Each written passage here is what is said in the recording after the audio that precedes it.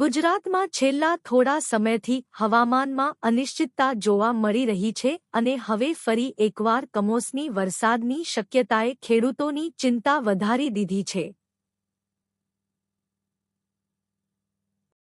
વાસ્તવમાં હવામાન નિષ્ણાંત પરેશ ગોસ્વામીના અંદાજ મુજબ 28, 29 અને 30 માર્ચ દરમિયાન રાજ્યના અનેક વિસ્તારોમાં વરસાદ પડી શકે છે. આ આગાહી મુજબ ખાસ કરીને સૌરાષ્ટ્ર, કચ્છ અને ઉત્તર ગુજરાતમાં વધુ અસર જોવા મળી શકે છે.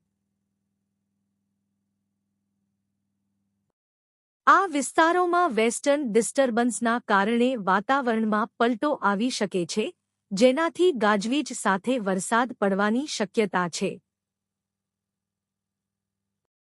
કેટલાક વિસ્તારોમાં છૂટાછવાયો વરસાદ પણ થઈ શકે છે. મહત્વનું છે કે ખેડૂતો માટે આ સમય ખૂબ જ મહત્વનો છે કારણ કે ઘણા પાકો કાપણીના તબક્કે છે. આવી સ્થિતિમાં કમોસમી વરસાદ પાકને નુકસાન પહોંચાડી શકે છે.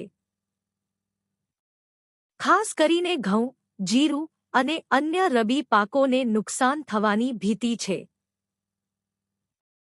હાલમાં વાતાવરણમાં અચાનક ફેરફાર થવાના કારણે ખેડૂતોને સલાહ આપવામાં આવે છે કે તેઓ પોતાના પાકનું સંરક્ષણ કરવા માટે યોગ્ય પગલાં લે. શક્ય હોય તો પાકને વહેલી તકે કાપી લેવા અથવા તેને સુરક્ષિત સ્થળે સંગ્રહ કરવાની વ્યવસ્થા કરવી જોઈએ.